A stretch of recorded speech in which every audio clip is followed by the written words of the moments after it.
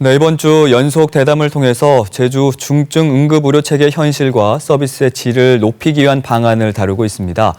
오늘은 김원 제주 한라병원 부원장 모시고 자세한 이야기 나눠보겠습니다. 안녕하십니까? 어서 오십시오. 예, 안녕하십니까? 네. 제가 지나가다가 이제 한라병원을 보면 입구에 권역외상센터 또 권역응급의료센터라는 현판을 볼 수가 있더라고요. 예. 근데 도민들이 아직은 잘 모르시는 것 같은데 어떤 뜻인지 좀 설명해 주실까요? 예, 그 두 센터라는 것은 우선 선정은 이제 국가 주도로 복지부에서 하는 것이고 역할은 진료의 기능과 또 비진료의 기능으로 나눠서 볼 수 있습니다. 일반인들이 알아듣기 쉽게 말씀드리면 예를 드는 게 더 좋을 것 같은데요. 권역외상센터에서 진료 기능의 특징이 두 가지가 있습니다. 첫 번째는 24시간 항시 대기한다는 거죠. 쉽게 말을 해서 중증 외상 환자가 외상센터에 오게 됐을 때에 검사, 또 검사에 필요한 CT와 같은 시설, 수술실, 심지어는 의료 인력까지 다른 일을 전혀 하지 않고 대기 상태에 있습니다. 그러니까 오자마자 즉시 시행이 되는 큰 장점이 있고, 두 번째 장점이 팀제로 움직인다는 겁니다. 예를 들어서 중증 외상 환자라면은 머리만 다치는 게 아니고 가슴만 다치는 것도 아니고 여기저기 다쳐오죠. 일반적인 응급센터 진료 과정은 환자가 오면은 머리는 신경외과, 가슴은 흉부외과 이렇게 부위별로 다른 과가 진료하지만은 권역외상센터는 처음부터 팀이다. 모든 부위, 신경외과, 정형외과, 복부외과, 흉부외과 전부 다 팀이 미리 준비하고 있다가 동시에 진료합니다. 그렇기 때문에 상대적으로 큰 이점이 생기겠죠. 이것은 이제 생존에 영향을 끼치게 됩니다. 두 번째는 비진료 기능은 권역응급센터 예를 들면 쉬운데요. 우리가 소위 DMET이라는 것이 있습니다. 우리가 쉽게 말하면 재난응급의료 대응팀이라는 건데, 제주도 내에서 어딘가에서 큰 재난이 생기면서 다량의 인명피해가 생겼을 때에 10분 이내에 출동할 수 있도록 그 대응팀을 의사를 포함한 팀을 구성하고 장비를 해서요. 평소에 교육훈련을 시켜서 24시간 순환 대기를 하고 있습니다. 그 두 가지를 포함한 기타 여러 가지 기능들이 이런 두 센터의 가장 큰 특징적인 역할이라고 할 수 있습니다. 제주 한라병원 같은 경우에는 아무래도 설명해 주셨지만 권역응급의료센터인데다가 그 위치까지 제주 시내 중심에 있어서 중환자와 경증 환자들까지 쏠리고 있다고 하던데 네. 실제로 얼마나 많은 환자들이 찾고 있습니까?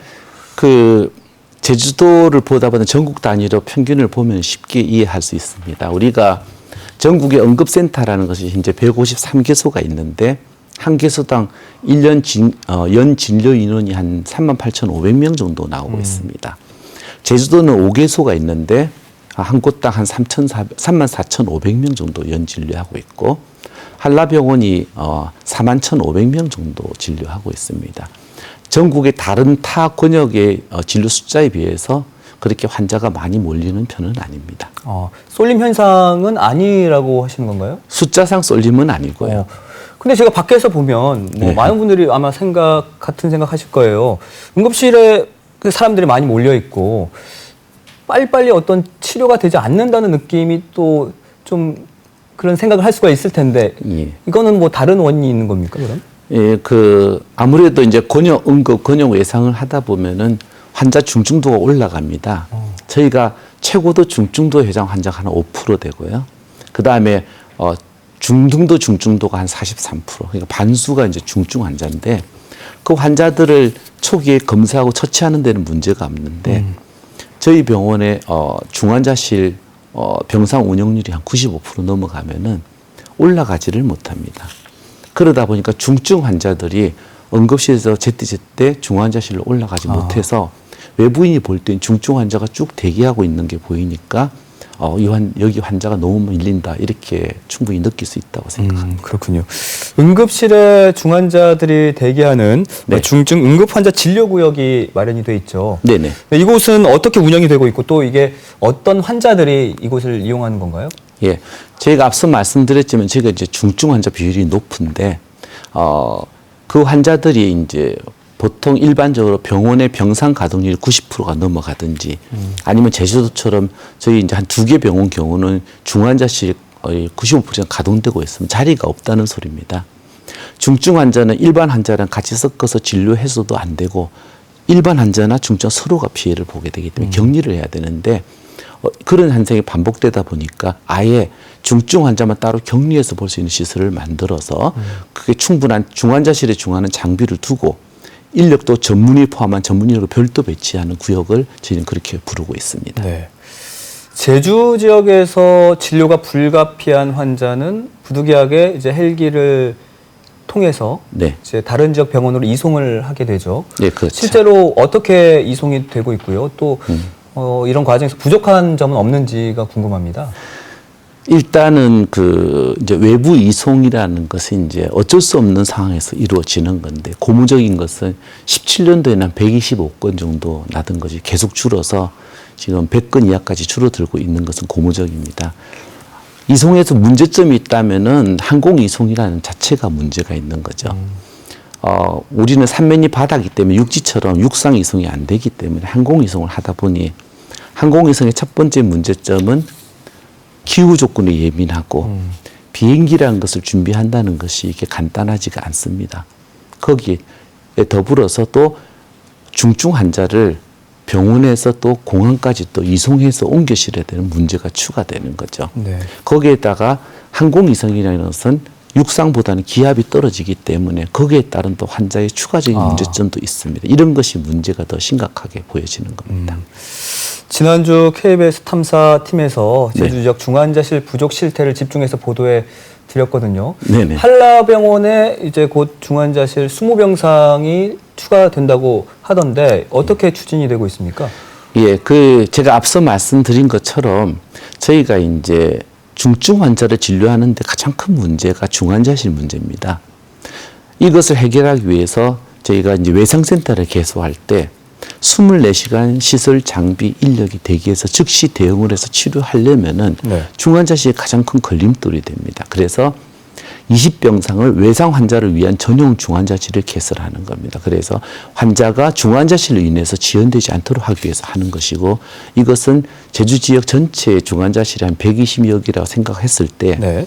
현재도 성인 중환자실이 제일 많이 보유하고 있지만 이것이 추가되면은 이 부분에 대한 문제점이 많이 개선되지 않을까 기대하고 있습니다. 네. 제주 지역 중증 응급의료 체계와 관련해서 제주 네. 지역 병원들 간에 좀 긴밀한 협력이 필요하다라는 목소리가 또 나오고 있거든요. 어떤 네네. 논의들이 지금 이루어지고 있습니까? 제주 지역 포함해서 전국의 많은 지역에서 그 지역 내 병원 간에 여러 가지 모임이 많이 있습니다. 네. 물론 제주 지역도 그동안 많이 있어 왔고 지금도 하고 있습니다. 뭐 응급의료 협의라든지 응급진료위원회라든지 또 뭐 각 응급 분야별 운영위원회 형식으로 또는 뭐 지역 지회 형식으로 많은 모임이 있었습니다. 네. 중요한 거는 저희가 거기에 대해서 많은 문제점을 제안을 하는데 그것을 지속적으로 운영하면서 개선책을 내고 실효를 내는데 한계가 있어 왔었습니다.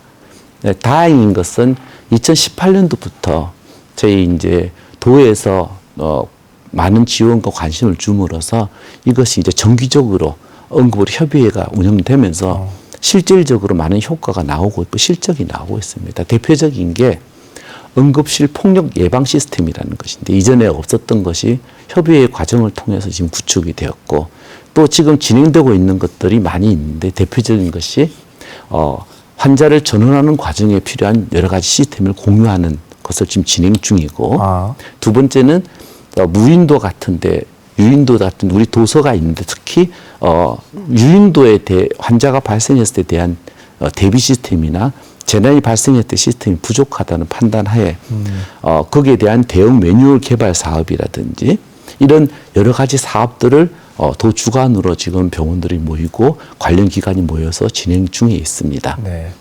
그 병상 부족 문제도 문제지만 아무래도 네네. 또 의료 인력 네. 많이 부족하지 않습니까? 네네. 어떻게 대비하고 계신지요? 그 의료 인력의 문제에 대한 질문이 많이 오는데요. 아주 쉽게 말을 하면은 필요한 것보다 공급이 부족한 거죠. 공급과 수요의 문제인데 우리 도 내에 필요한 의료 인력이라는 것은 굉장히 많습니다.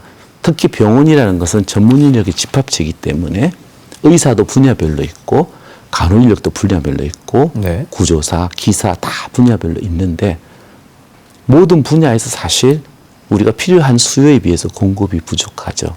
특히 최근에는 간호 인력 부족 현상이 굉장히 심화되고 있는데 병원에서는 그 각 분야별 전문 파트별로 대응책을 여러 가지 만들고 각 병원마다 최선의 노력을 하고 있는 것으로는 알고 있습니다. 그런데 특히 간호 인력의 경우에는 제주도뿐 아니고 전체적인 문제이다 보니 아마 많은 한계점을 가지고 있는 것으로 알고 있고 이를 해결하기 위해서 도와 지금 많은 해결책을 제시하고 있고 진행 중인데 아마 곧 결정이 나서 공지되지 않을까 기대하고 있습니다. 네, 많은 노력을 해주고 계신데요. 앞으로도 제주 지역 응급의료 체계 개선을 위해서 더욱더 힘써 주시기 바라겠고요. 오늘 예. 바쁘신 와중에도 이렇게 출연해 주셔서 고맙습니다. 네, 감사합니다. 네.